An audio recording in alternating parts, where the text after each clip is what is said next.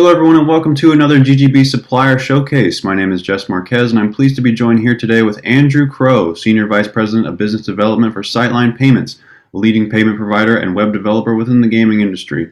Andrew, how are you today? I'm doing great, Jess. How's your Monday? Not bad. It's a good day. Always a good day on a Monday, especially when I get to meet with a new supplier.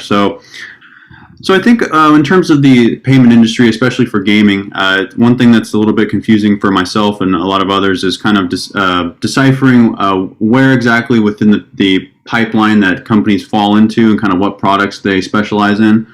So for Sightline specifically, what kind of products do you guys focus on? What kind of role do you serve within the payment industry? So Sightline is dedicated to supporting player loyalty across the entire casino ecosystem. There are two key layers to that. The first is cashless. So our Play Plus solution is a single player account that works across all channels, be it digital or brick and mortar casino, and all verticals, be it slots, tables, mobile sports betting, sportsbook, iGaming, etc. But it's not limited to those gaming verticals. It extends to that very critical non-gaming spend across the entire property, food and beverage, hospitality, entertainment, etc. So the patron is supported from start to finish across the entire property. And all of this comes live to a very engaging mobile solution or mobile experience for the player.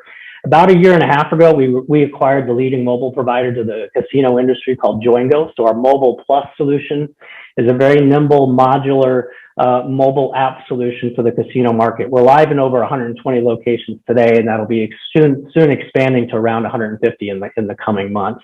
So that supports player loyalty, room keys, valet, food ordering, you name it. And then you can layer in that critical cashless experience into it as well. It really, in the end, is all about the user experience. All of this technology and all the payments functionality needs to be in service of a better entertainment experience for the patron across the entire property.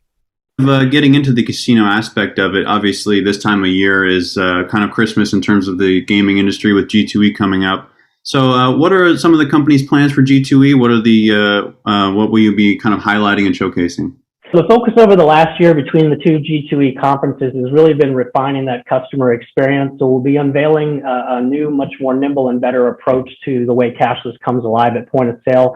And then also introducing a number of new key features on the mobile side where you can start to extend the mobile experience to almost every kind of functionality that you support through kiosks on the casino floor today. The player is carrying a casino kiosk, a loyalty kiosk, whatever, around with them in their hands as they're heading across your property. So it's important to start moving a lot of that feature functionality into that mobile device as a key part of the mobile app that you're presenting to the consumer. Because as I said earlier, but it's important to emphasize, this really comes alive in the consumer's hand in the form of the app, and it's really important to stay laser focused on what that consumer experience is and continue to refresh and improve that over time. Is there any difference for you guys in terms of jurisdictions and when you move into a new market that you have to, what are some of the changes that you have to make per market, if any, or what is the kind of gaming has been expanding quicker than ever before, and obviously every market is different. Do you have any differences in terms of how you approach those markets?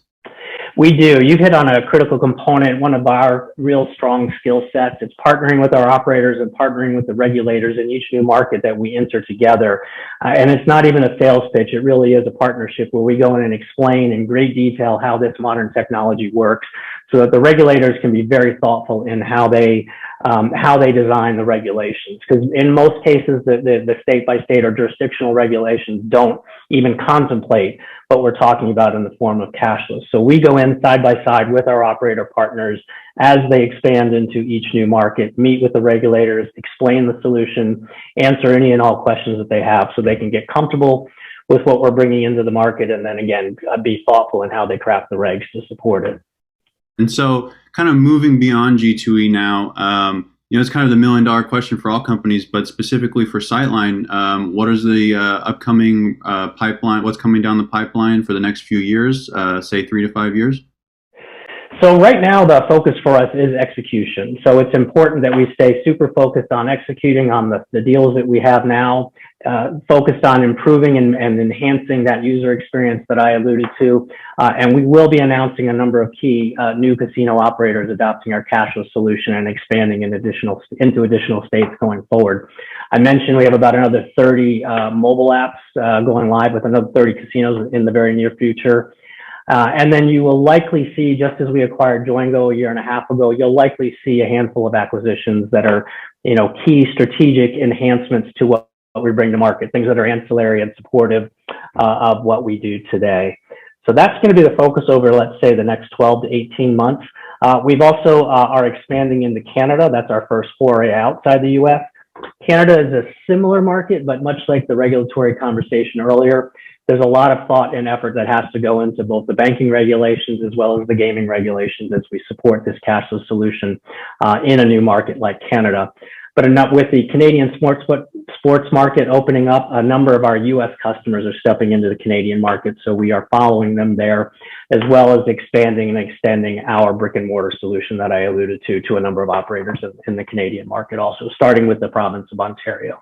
With the cashless industry specifically, kind of zooming out a little bit to the industry as a whole, I feel like you would never obviously say that the pandemic was a good thing in any sense, but I do feel like it's really accelerated the adoption and implementation of cashless technologies. Can you talk a little bit about how much of the industry has changed over the last 2 years or so? Yeah, you're exactly right. We've actually been at this for quite some time. Sightline was founded a little over 10 years ago. We've been live with cashless at Mohegan Sun in Connecticut for over 5 years now. That is kind of a previous generation carded solution, but the technology works. It works extremely well. And Mohegan Sun is an early adopter and a partner in the process.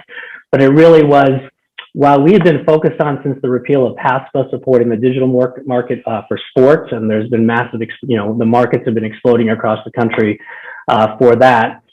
With the pandemic, the interest really quickly returned to what we were originally founded around, which was that omni-channel solution and building out the brick and mortar cashless experience as well. So the phone started ringing off the hook, and there's been a tremendous amount of interest. Leading up to Resorts World Las Vegas, when that casino opened last year, that is the first casino to show cashless across the entire property. So I can play slots and I can pay table games across the entire property, as well as handle all of the non-gaming spend, as well as Resort World. So the key thing with one of the things with cashless, people get very enamored with and interested and excited about the technology. And I'm not saying the technology is not important, because it's critical, but we always have to remember that it needs to be in service of a better user experience for the patron, in service of player loyalty and a much smoother entertainment experience. So really, it's really, really important for us, as well as our clients and as well as others in the market, to focus on their patron, on the consumer experience and what you're trying to accomplish, and then make sure all the technology is deployed in service of that better goal. And how would you say, just to kind of wrap up here, how would you say that expectations in terms of on the operator side and the consumer side have changed? I know you talked about being in Mohegan over 5 years ago now. What's been the biggest difference in terms of the feedback that you've gotten from the operators and the consumers as to how the technology has evolved? Yeah, the shift now, I think, is where we're shifting and layering in mobile. Initially, there's often some concern saying that we're really trying to change player behavior. But the good news is we're actually not trying to get them to do something new. We're just letting them do on the casino gaming floor what they do for the rest of their life. Be it, maybe it's an overused example, but the Starbucks experience. They have a stunning amount of their transactions. I think it's something like 75% of their transactions are all paid for through the Starbucks app now. So this type of behavior, this type of cashless behavior is already part of our everyday lives. It just hasn't made it to the casino floor yet. So this is really part of, a modernization effort for the casino floor to, again, give a much better entertainment experience to the consumer, to reduce the friction. And with that then comes where I started this commentary, which around player loyalty.